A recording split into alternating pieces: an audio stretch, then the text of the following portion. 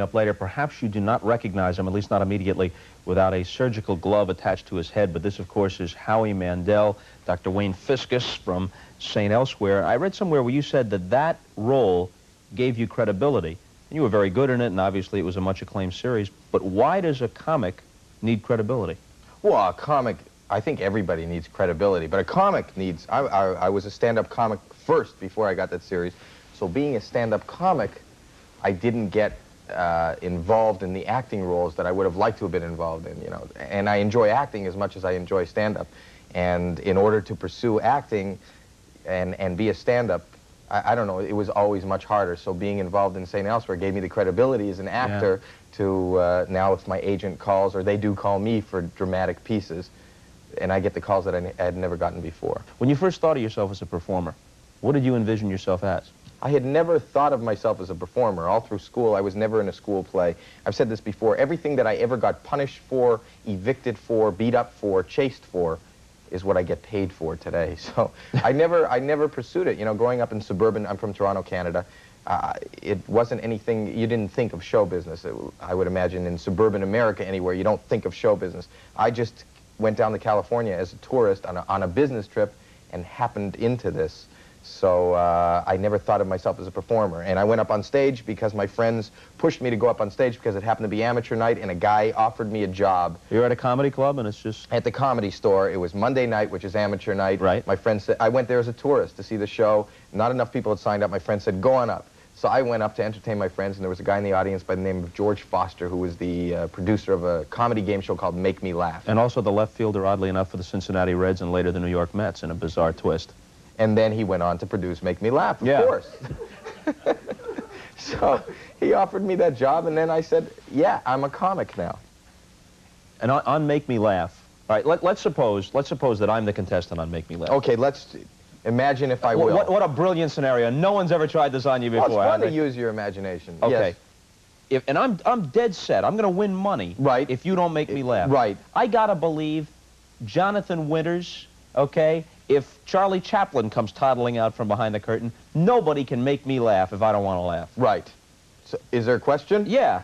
Prove me wrong. No, prove me wrong. Oh, you're telling me to make you laugh? Yeah, make me laugh. Well, this is the perfect opportunity to do my funniest shtick possible.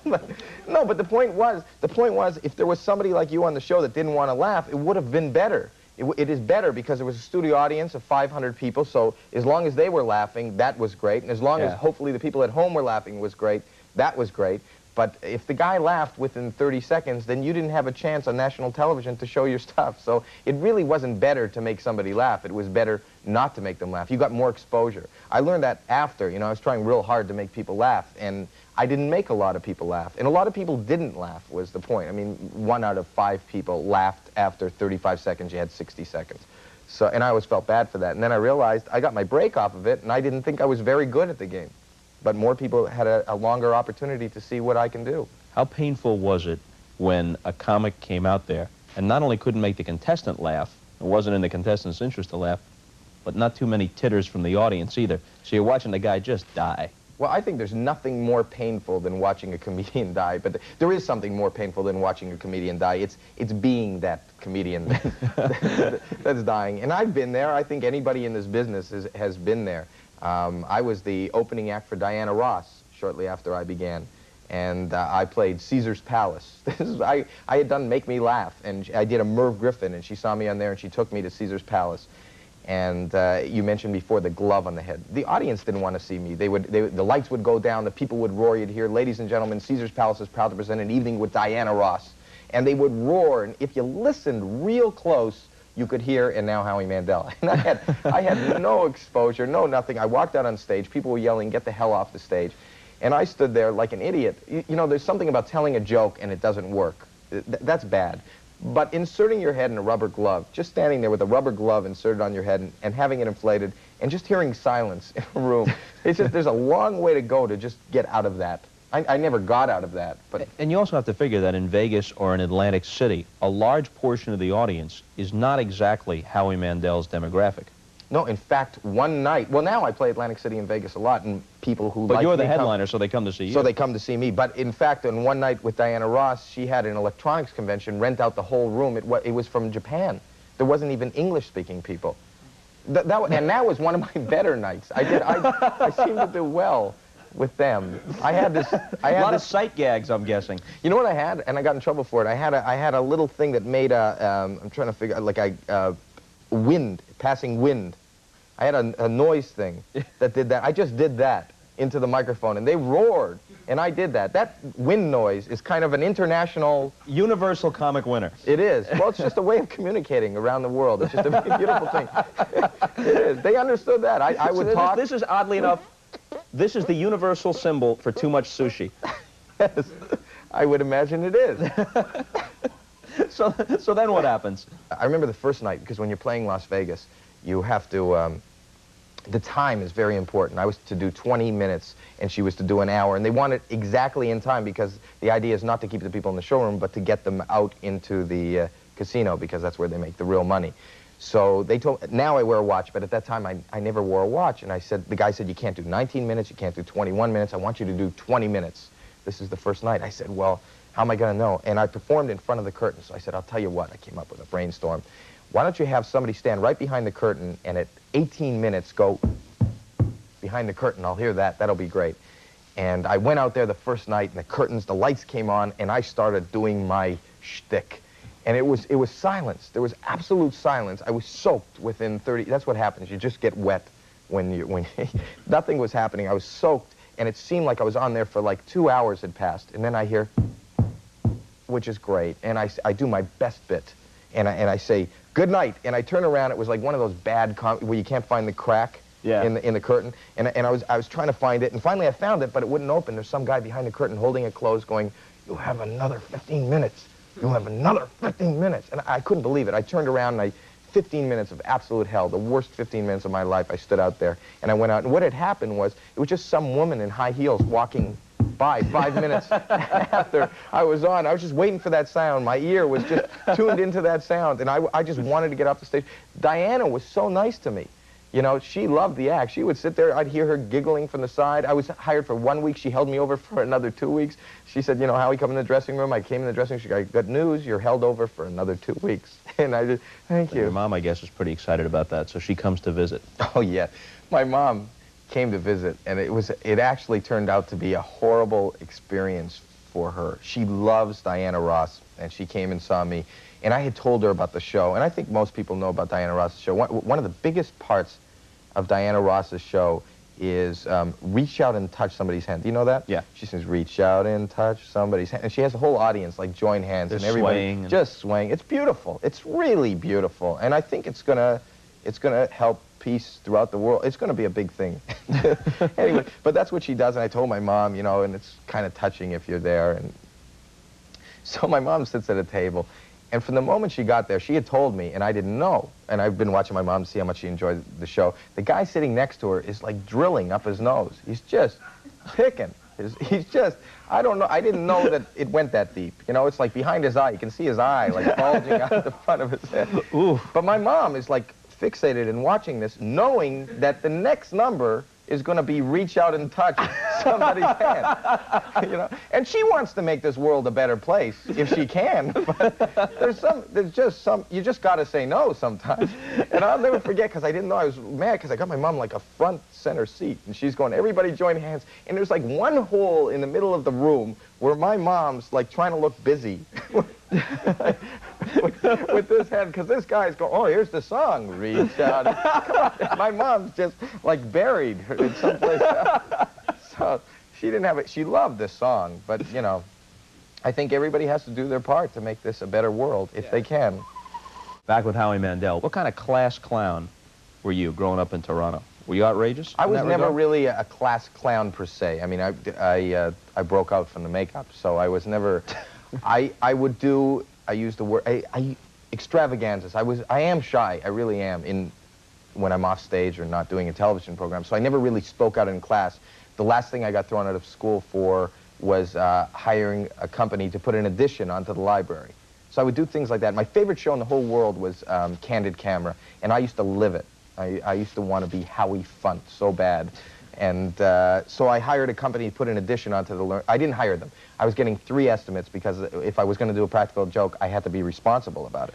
So So these people were out there measuring, and... So how did you represent yourself? As the superintendent of schools, or what? They didn't ask. I said, I'm Howie from, you know, this particular school, and could you come out and just give me a price? People don't say, well, who are you? Are you a student? Because we've had 3 calls from students about the addition. No, they don't.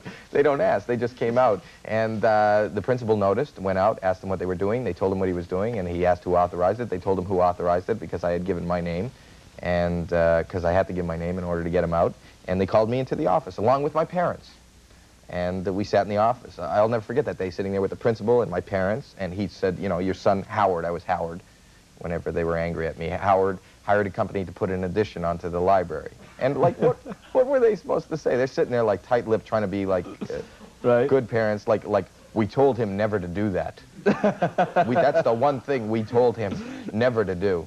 But I was constantly doing things like that. I also had a job at the Canadian National Exhibition. Yeah. Do you know what that is? Mm-hmm. It's right next to the old exhibition stadium where the Blue Jays used to play. That's right. Of course, you would know it, because sports happen nearby. Right. So... So I worked at the Canadian National Exhibition, and I worked on a ride. I was in a booth. I was in show business when I was younger. I was 15, 16 years old. I worked in a booth, and it was one of those rides where you sit in it, and you strap in, and you fly around. One of those And you rides. get sick to your stomach. Yes. One of those, like, all your equilibrium is off. What other kind of ride is there besides the kind they strap you in and you go around? Yes, you get sick. Yeah. And the sicker you get, the better it is. Right? People always, oh, I just about puked. Let's go on again.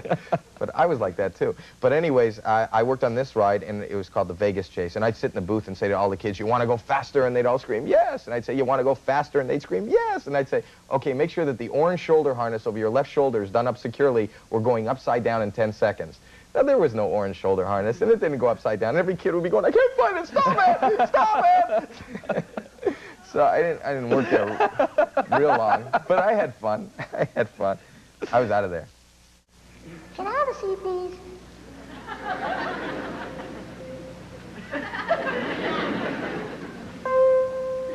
How about that band?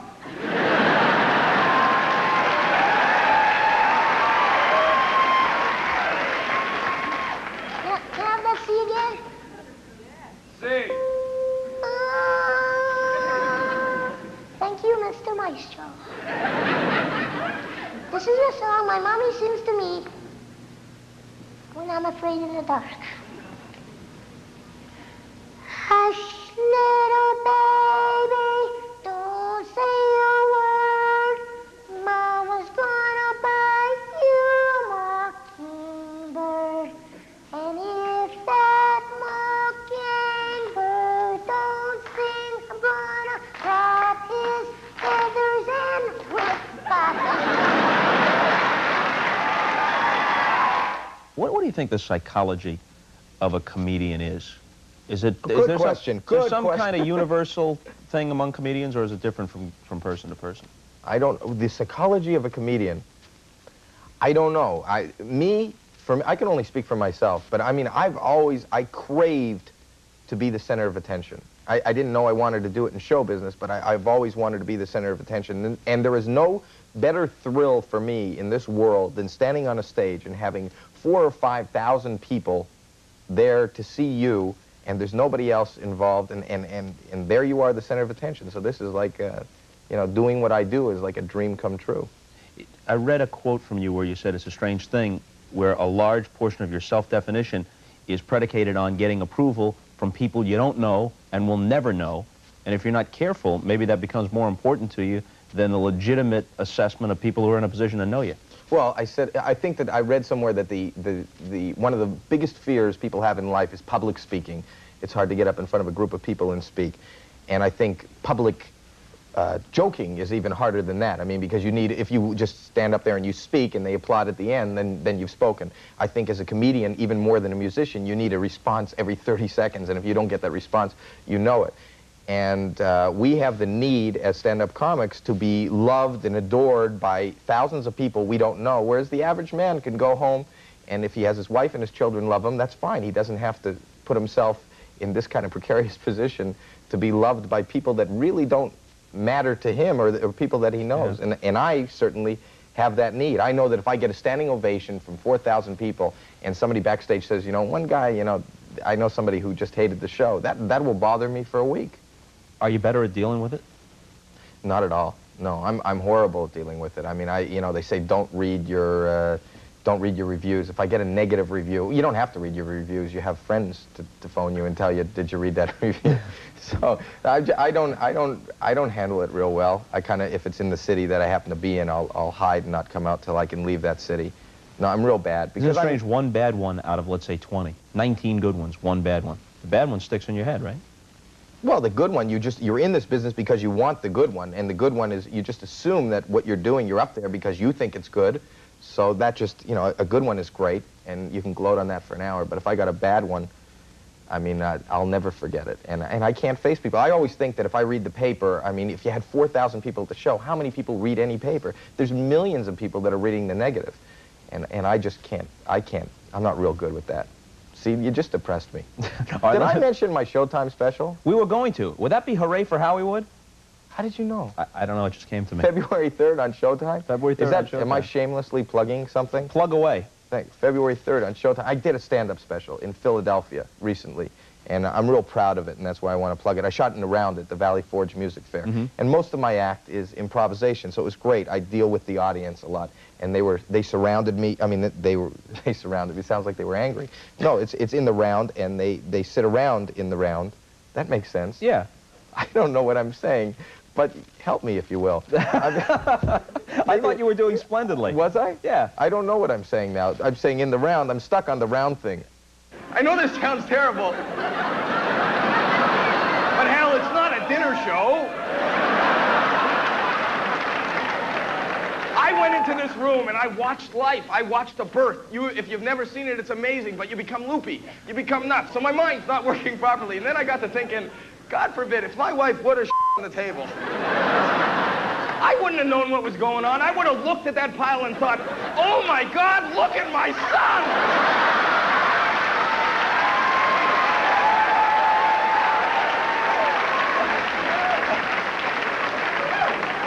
You gotta love him anyhow. Honey, he looks just like you.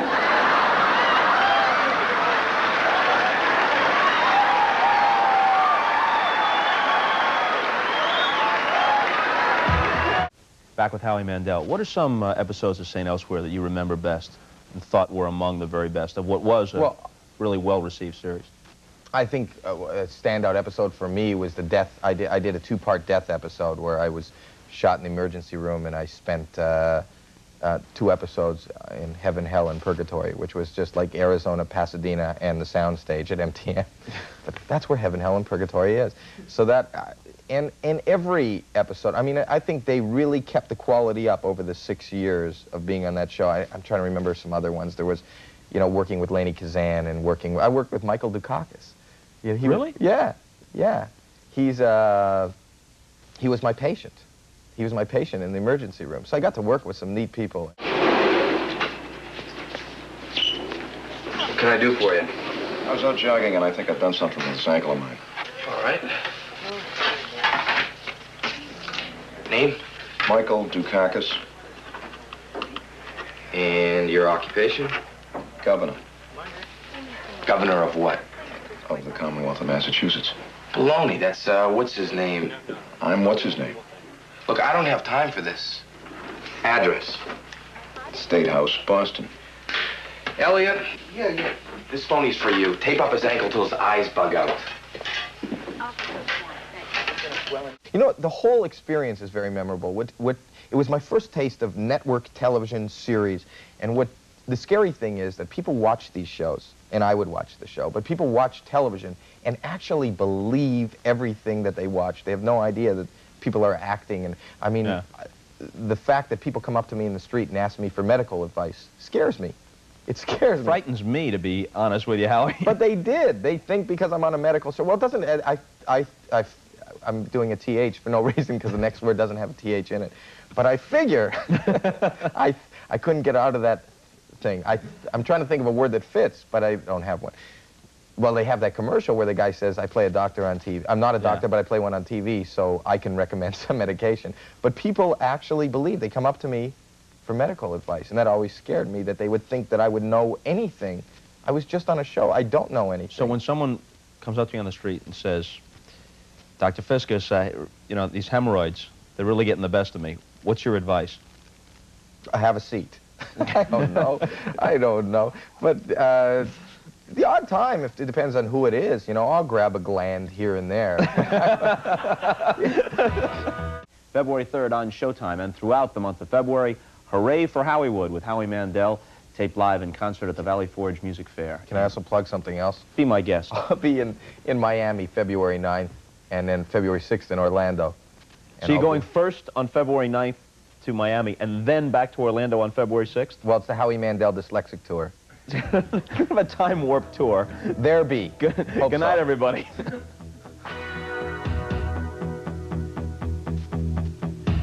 Join us tomorrow for Mostly Mozart from the man who became Amadeus, Tom Hulce.